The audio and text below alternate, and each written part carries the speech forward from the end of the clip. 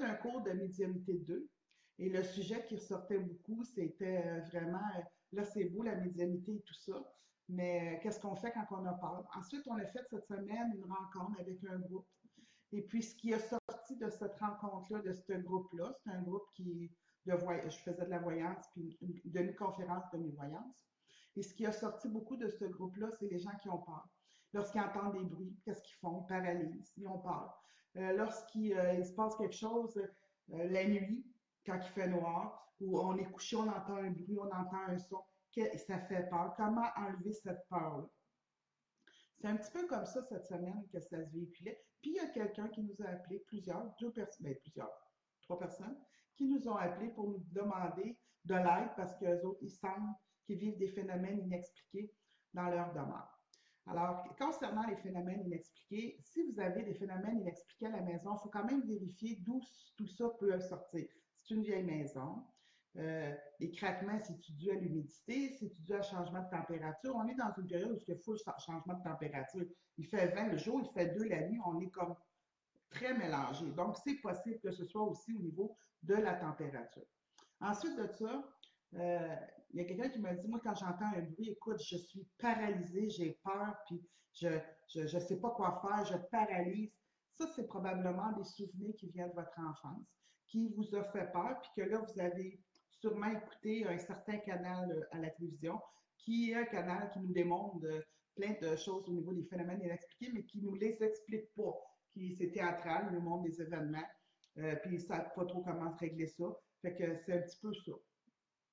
Alors moi, ce que je vais commencer par vous dire, si vous avez des bruits, vérifiez s'il n'y a pas, comme je vous dis, un changement de température et tout ça. Ensuite, il y a le phénomène que des fois, on est des médiums involontaires. Les médiums involontaires, c'est des médiums qui provoquent des mouvements physiques, des actions physiques. Ça peut être des bruits, des coups frappés. Ça peut être des déplacements d'objets. Ça peut être la télévision qui part toute seule. Mais c'est des médiums involontaires qui demeurent chez vous, qui peut être souvent les ados. Parce que là, à l'âge de l'adolescence, il y a comme une transition qui se passe où on redevient conscient un peu plus de notre plan terrestre. Puis là, on est comme, tous nos chakras sont ouverts, tous nos chakras sont en fonction. Puis là, des fois, c'est d'équilibrer tout ça. Puis des fois, ben, c'est des médiums qui sont simplement, qui savent pas qu'ils sont médiums parce qu'ils sont un peu trop jeunes, mais que finalement, avec le temps, on se rend compte qu'ils sont médiums, ces gens-là. Un autre phénomène aussi, c'est sûr que s'il y a de l'alcool, et je parle pas d'un verre de vin ou qu'on prend une bouteille en ami une fois de temps en temps. Je parle pas de ça. Je parle de quelque chose qui est vraiment plus routinier tous les jours, puis de grosses quantités de drogue ou de boisson, d'alcool, et bien ça, c'est sûr que c'est des éléments à éliminer si vous voulez qu'il y ait moins de phénomènes chez vous. Puis la façon le merveilleux de lever un taux vibratoire pour peut-être que si c'est des énergies juste visiteurs ou juste qui viennent faire des petits coucous parce que vous savez, on est côtoyé par ces énergies-là. Eh bien, des fois, juste de monter le taux vibratoire en mettant de la petite musique douce, ou bien si vous avez des petits-enfants ou vos enfants, de faire des beaux dessins puis de l'afficher sur le frigidaire, déjà ça monte des taux vibratoires.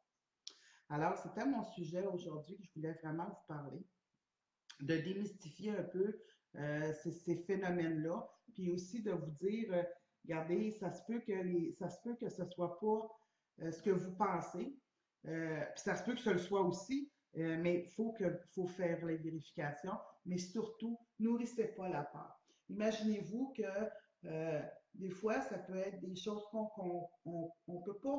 on peut pas tout comprendre, on peut pas tout connaître parce qu'on l'a jamais vécu, parce qu'on s'est fait raconter des histoires de peur aussi. Alors, moi, je vous dis, avant de paniquer, avant d'avoir peur, juste faire certaines vérifications. Suite à ça, les vérifications nous démontrent que finalement, non, écoute, ça vient pas de nulle part. Il n'y a pas, y a pas ça dans la maison, il n'y a pas telle affaire, il n'y a pas telle affaire, il n'y a pas telle affaire.